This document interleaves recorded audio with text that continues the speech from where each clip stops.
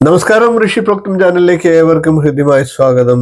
വിപരീത രാജയോഗം എന്ന വിഷയമാണ് ഇന്നത്തെ നമ്മുടെ വീഡിയോയുടെ അടിസ്ഥാനം. വളരെയേറെ ദുഃഖാനുഭവങ്ങൾ അനുഭവിച്ചിട്ട് പ്രശ്നങ്ങളെ നേരിട്ട് തകർന്നതിന് ശേഷം ജീവിതത്തിൽ അവർ അപ്രതീക്ഷിതമായി പല നേട്ടങ്ങളും കൈവരിക്കുന്നത് നാം കണ്ടിട്ടുണ്ടാകും. നമ്മളുടെയൊക്കെ സമീപത്ത് അത്തരത്തിലുള്ള നിരവധി ആൾക്കാർ ഉണ്ടാകും. അങ്ങനെയുള്ളവരുടെ ജാതകത്തിൽ വിപരീത രാജയോഗം എന്ന രാജയോഗം ഉണ്ടാകാം. നിങ്ങളുടെ ജാതകത്തിലും ഇത്തരത്തിൽ വിപരീത രാജയോഗം ഉണ്ടോ?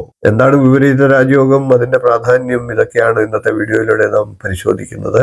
രന്ത്രേശോ വേഷഷ്ടകോ റിപുപതോ രന്ത്രേ വേ വാസ്ഥിതേ റിവേശോവി തദൈവ രന്ത്രരിഭുഭേ യസ്യാസ്തി തസ്മിൻ വദേൽ അന്യോന്യാർഷകത നിരീക്ഷണയുത ച അന്യയുക്തോർക്ഷിത ജാതോസു നൃപതി പ്രശസ്ത വിഭോ രാജാതി രാജേശ്വര. 6-8 ഭാവങ്ങൾ എല്ലാവരുടെയും ജാതകത്തിൽ ദോഷസ്ഥാനങ്ങളായിട്ടാണ് കൽപ്പിച്ചിരിക്കുന്നത്. 6-ാം ഭാവാധിപൻ 8-12 ഭാവങ്ങളിൽ നിൽക്കുക, 8-ാം ഭാവാധിപൻ 6-12 എന്നീ ഭാവങ്ങളിൽ നിൽക്കുക, 12-ാം ഭാവാധിപൻ 6-8 എന്നീ ഭാവങ്ങളിൽ നിൽക്കുക. ഇങ്ങനെയുള്ള ഗ്രഹസ്ഥിതികൾ ഒരു വ്യക്തിയുടെ ജാതകത്തിൽ വരുന്ന പക്ഷം മറ്റ് ഗ്രഹ ദൃഷ്ടിയോഗങ്ങൾ ഇല്ലാത്തതാണ് എങ്കിൽ ഉറപ്പായിട്ടും അതിന് നമുക്ക് വിപരീത രാജയോഗം എന്ന് പറയാം. വിപരീത രാജയോഗം ആദ്യം ഞാൻ പറഞ്ഞതുപോലെ വെല്ലുവിളികളെയും സംഘർഷങ്ങളെയും പ്രതിസന്ധികളെയും ഒരു വ്യക്തിക്ക് നേരിടേണ്ടി വരിക, അതിനുശേഷം അപ്രതീക്ഷിത വിജയം കൈവരിക്കുക എന്നുള്ളതാണ്. വിപരീത രാജയോഗം ഉയർന്ന സ്ഥാനമാനങ്ങളും നേടിക്കൊടുക്കും. പേര് സൂചിപ്പിക്കുന്നത് പോലെ തന്നെ വിപരീതമാണ്. വിപരീതം എന്നാൽ എതിർവശം എന്നുള്ളതാണ്. വിപരീത അനുഭവങ്ങൾ ഉണ്ടായതിനു ശേഷം രാജയോഗം സിദ്ധിക്കുക എന്നുള്ളതാണ്. നാം ചില രാഷ്ട്രീയത്തിൽ പ്രഗത്ഭരായിട്ടുള്ളവരുടെ വിവരങ്ങൾ അന്വേഷിച്ചാൽ അവർ ചെറുപ്പകാലത്തിലൊക്കെ രാഷ്ട്രീയത്തിലും ഒക്കെ വളരെയേറെ ത്യാഗങ്ങൾ അനുഷ്ഠിച്ചവരുണ്ടാകാം. പോലീസിന്റെ മർദ്ദനവും ദാരിദ്ര്യവും എല്ലാം അനുഭവിച്ചതിന് ശേഷം നേതൃസ്ഥാനത്തേക്ക് എത്തുക, പിന്നീട് രാജയോഗ തുല്യമായിട്ടുള്ള പദവികൾ അലങ്കരിക്കുക. ഇത്തരത്തിലുള്ള നിരവധി ആൾക്കാരെ നിങ്ങൾക്ക് ഒരു പക്ഷെ അറിയാം.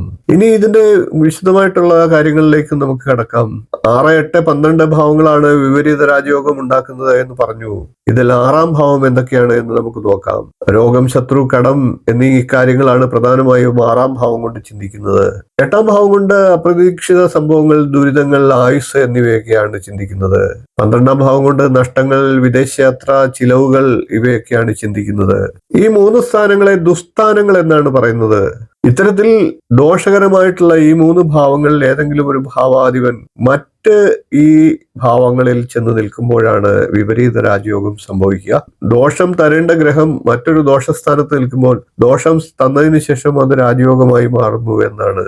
6-8-12 ഭാവാധിപന്മാർ പരസ്പരം ഈ ഭാവങ്ങളിൽ തന്നെ സ്ഥാനമാറ്റം ചെയ്ത് സ്ഥിതി ചെയ്യുമ്പോൾ അവരുടെ ദോഷഫലങ്ങൾ കുറയുകയോ ഇല്ലാതാകുകയോ ചെയ്യുന്നതായിട്ടാണ് ഫലം.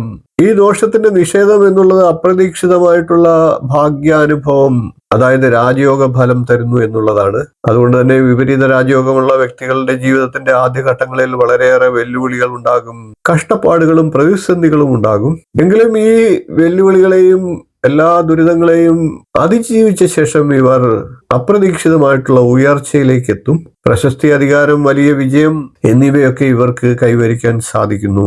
നിങ്ങളുടെ ജാതകത്തിൽ വിപരീത രാജയോഗമുണ്ടോ? അതിപ്രധാനപ്പെട്ട ഈ വിഷയം നിങ്ങൾക്ക് മനസ്സിലാകുന്ന രീതിയിൽ പറഞ്ഞിട്ടുണ്ട് എന്ന് ഞാൻ കരുതുന്നു. വീഡിയോ ഇഷ്ടപ്പെട്ടുവെങ്കിൽ ഒന്ന് ലൈക്ക് ചെയ്യുക, ഷെയർ ചെയ്യുക, ചാനൽ ഒന്ന് സബ്സ്ക്രൈബ് ചെയ്യുക, നിങ്ങളുടെ അഭിപ്രായം കമന്റായിട്ട് അറിയിക്കുക. ഇനിയും ഇതുപോലുള്ള നല്ല നല്ല വിഷയങ്ങളുമായി നമുക്ക് വീണ്ടും കാണാം. നന്ദി, നമസ്കാരം, ശുഭദിനം.